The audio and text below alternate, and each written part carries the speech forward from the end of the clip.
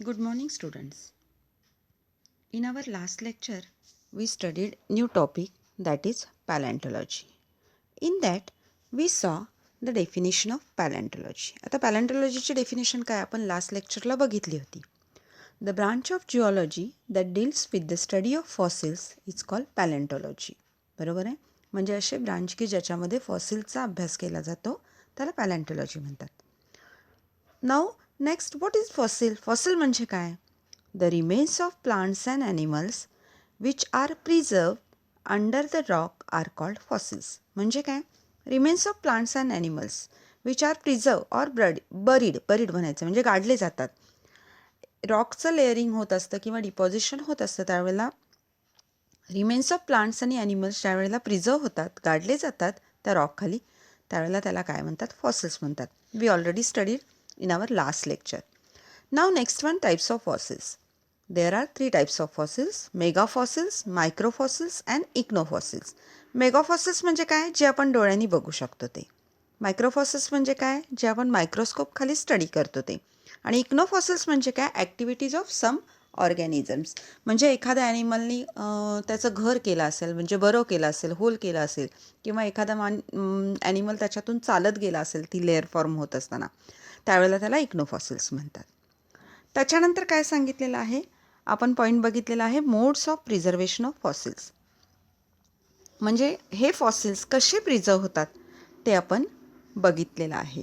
There are 6 types of preservation of fossils. बरोबर आहेत? आपण 6 टाईप्स आपण लास्ट इयरला फक्त वाचल्या होत्या. मी तुम्हाला फक्त सांगितल्या होत्या. त्याच्यामधली आपण लास्ट लेक्चरला बघितली होती first one, entire organism preserve. म्हणजे काय? एंटायर ऑर्गॅनिझम प्रिझर्व म्हणजे काय? ज्यावेळेला एखादा ॲनिमल संपूर्णपणे आहे तसाच गाडला जातो, प्रिझर्व होतो, त्याला आपण काय म्हणायचं? Entire organism preserve. मग त्याच्यामध्ये आपण एक्झाम्पल पण बघितलेलं आहे, त्याची डायग्रॅम बघितलेली आहे, त्याचं डिस्क्रिप्शन पण बघितलेलं आहे. त्याच्यानंतर आज आपण दुसरं बघतोय type modes of preservation of fossil. दोन नंबरचं बघतोय आपण, एंटायर स्केलेटन प्रिझर्व. स्केलेटन म्हणजे काय? हाडांचा सापळा. म्हणजे काय? ज्या वेळेला एखादा ॲनिमल लेअर फॉर्मेशन होत असताना तो गाडला जातो आणि त्याचे जे काही सॉफ्ट पार्ट आहेत ते डिकम्पोज होतात. डिकम्पोज म्हणजे कुजणे. आता काय आहे पहिल्यांदा आपण आधी त्याचं एक्सप्लेनेशन रीड करूया आणि मग मी एक्सप्लेन करते. एंटायर स्केलेटन प्रिझर्व, त्याच्यामध्ये डायग्रॅम दाखवलेली आहे तुम्हाला. फिशची रॉक लेअर दाखवलेली आहे आणि त्या रॉकवर काय केलेलं आहे? फिश दाखवलेलं आहे डायग्रॅममध्ये. The soft and delicate parts of an organism are preserved occasionally, but the hard part is preserved almost unaltered. These fossils show perfect preservation of the original structure of the hard and durable part of the skeleton. आता बघूया आपण काय आहे. The soft and delicate part म्हणजे ज्यावेळेला एखादा animal preserve होतो, गाडला जातो, त्यावेळेला त्याचे सॉफ्ट अँड डेलिकेट पार्ट्स असतात ते डिकम्पोज होतात. डिकम्पोज म्हणजे काय? कुजणे. जसं आपण एखाद्या कुजण्याची प्रक्रिया होते, म्हणजे आपण काय केलेलं आहे? डिकम्पोज खतं वगैरे तयार करतो बघा. म्हणजे भाज्या असतील घरातल्या, त्या ज्या काही आपण त्याचे देठ वगैरे आहेत ते आपण कुजवून ठेवले जातात आणि त्याचं कंपोस्ट तयार करतात, खत तयार करतात. त्याच्यामध्ये काय होतं? तसंच सेम काय होतं? एखाद्या लेअरमध्ये ज्यावेळेला ॲनिमल गाडला जातो किंवा प्रिझर्व होतो त्यावेळेला जे काही त्याचे सॉफ्ट पार्ट्स आहेत ते डिकम्पोज होतात आणि डिकम्पोज झाल्यामुळे फक्त हार्ड स्केलेटन म्हणजे जे काही हार्ड पार्ट आहेत त्याचे ते काय होतात? तसेच राहतात. These fossils show perfect preservation of the original structure of the hard and durable part of the skeleton.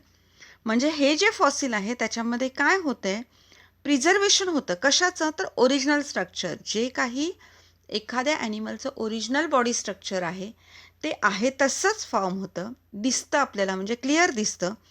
त्याचे जे डिकम्पोज आहेत ते टोटली डिकम्पोज होतात. जे पार्ट्स आहेत ते डिकम्पोज होतात, सॉफ्ट पार्ट्स, आणि फक्त हार्ड पार्ट्स तिथे राहतात आणि त्याच्यामुळे आपल्याला परफेक्ट त्याचं ओरिजिनल स्ट्रक्चर बघायला मिळतं. त्याचं एक्झाम्पल आहे fish fossil in north Brazil. आता आपलं कधी प्रॅक्टिकल जर सुरू झालं नेक्स्ट ह्याच्यात वीकमध्ये, म्हणजे आपलं ऑफलाईन ज्या वेळेला चालू होईल त्यावेळेला प्रॅक्टिकल्स होतील, त्यावेळेला आपल्याला ह्याचे एक्झाम्पल्स आपल्याला लॅबमध्ये सगळ्याचे बघायला मिळतील. एक्झाम्पल आहे fish fossil in north Brazil. North ब्राझीलमध्ये फिश फॉसिल असा परफेक्ट सापडलेला आहे की त्याचं बॉडी स्ट्रक्चर डिकम्पोज झालेले आहेत सगळे सॉफ्ट पार्ट त्याचे, पण त्याचं जे हार्ड स्केलेटन आहे ते ॲज इट इज आपल्याला दिसतं. परत एकदा बघूया. द एंटायर स्केलेटन प्रिझर्व म्हणजे काय, संपूर्ण स्केलेटन जे आहे हार्ड पार्ट आहे तो प्रिझर्व झालेला आहे. पहिलं आपण बघितलं एंटायर ऑर्गॅनिझम प्रिझर्व म्हणजे ऑर्गॅनिझम आहे तसा प्रिझर्व होतं, त्याच्यातले सॉफ्ट अँड हार्ड पार्ट्स दोन्ही आपल्याला बघायला मिळतात. तसंच ह्याच्यामध्ये काय होतं, entire skeleton preserve. The soft and delicate parts of an organism are preserve occasionally but the hard part skeleton is preserve almost unaltered. These fossils show perfect preservation of the original structure of the hard and durable part of the skeleton. लक्षात आलं.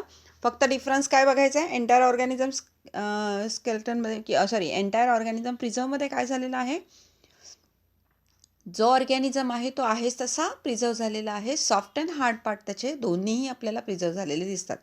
आणि सेकंडमध्ये काय आहे, entire skeleton प्रिझर्वमध्ये काय आहे, फक्त आपल्याला hard part त्याचे प्रिझर्व झालेले दिसतात. म्हणजे जे काही सॉफ्ट पार्ट आहेत ते डिकम्पोज झालेले आहेत. डिकम्पोज झाल्यामुळे जे काही हार्ड पार्ट आहे, हार्ड स्केलेटन आहे ते तिथंच राहिलेलं आहे आणि त्याचं प्रिझर्वेशन झालेलं आहे. त्याला आपण काय म्हणतो, एंटायर स्केलेटन प्रिझर्व. आता आपण थर्ड वन बघूया.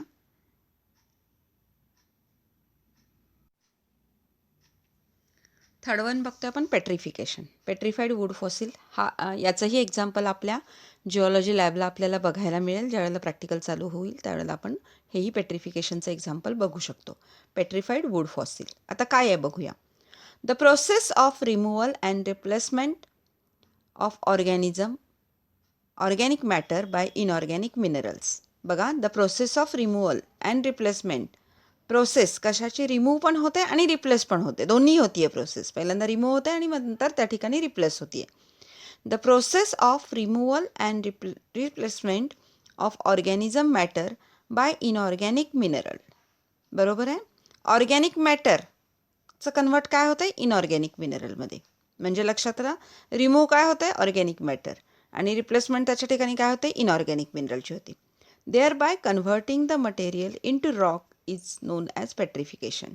आणि हे जे कन्व्हर्ट आहे ऑर्गॅनिक मॅटरचं इनऑर्गॅनिक मिनरलमध्ये जे काही कन्वर्ट होतं त्याला काय म्हणायचं, पेट्रिफिकेशन म्हणायचं. परत एकदा डेफिनेशन बघा.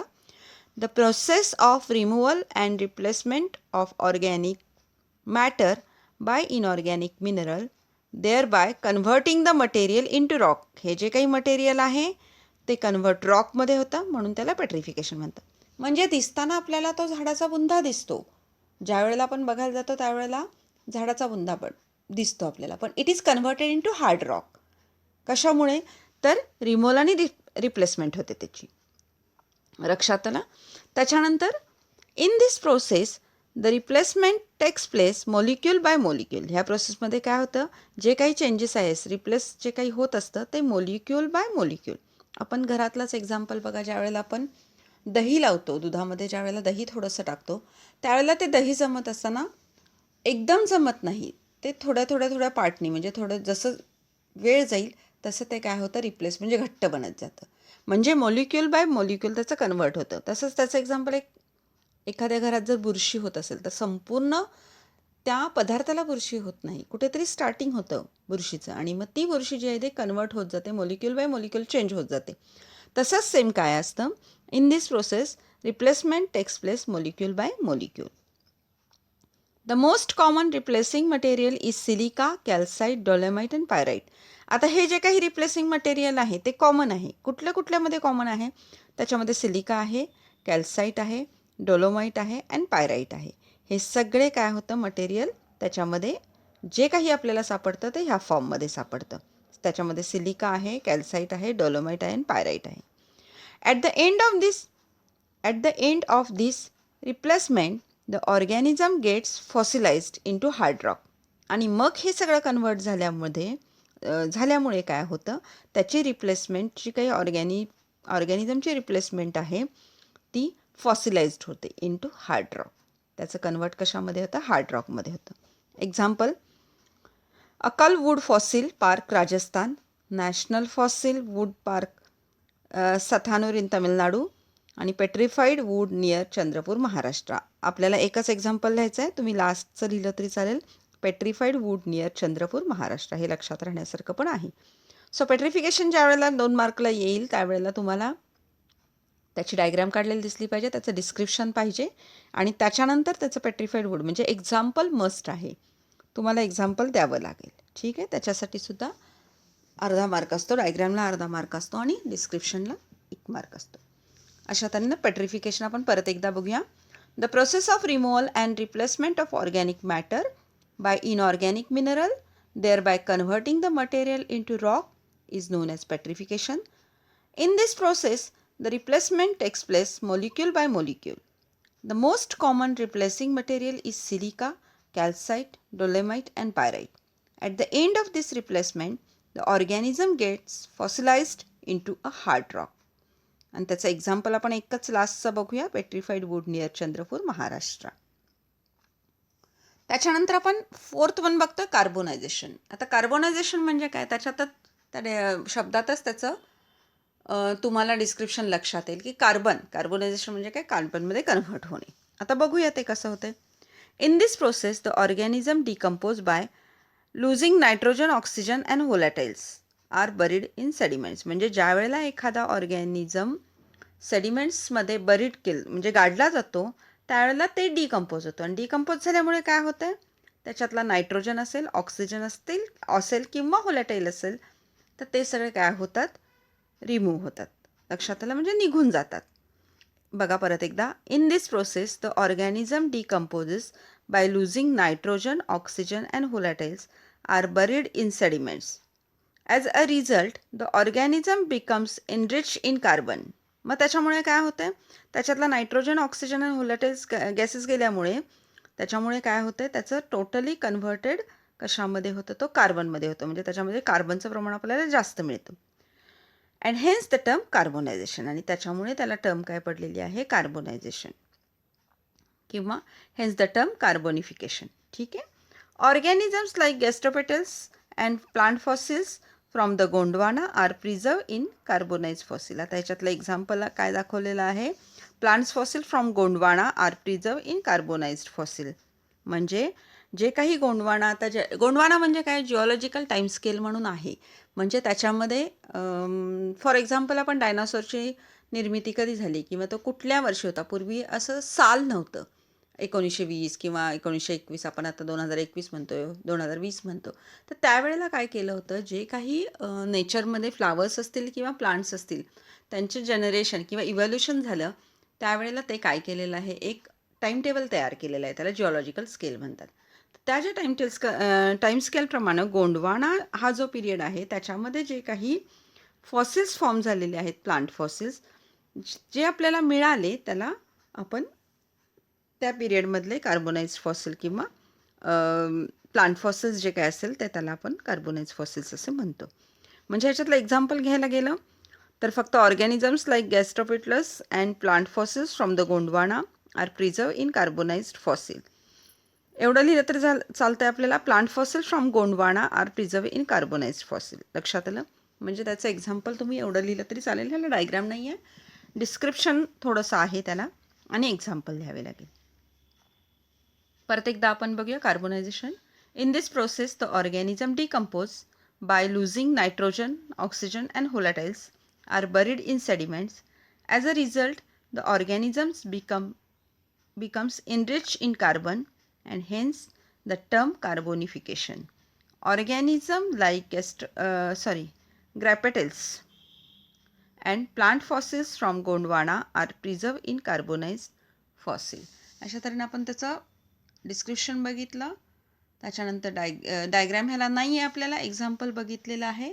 आपण बाकीचे जे आहेत ते नेक्स्ट प्रॅक्टिकलला स्टडी करणार आहोत.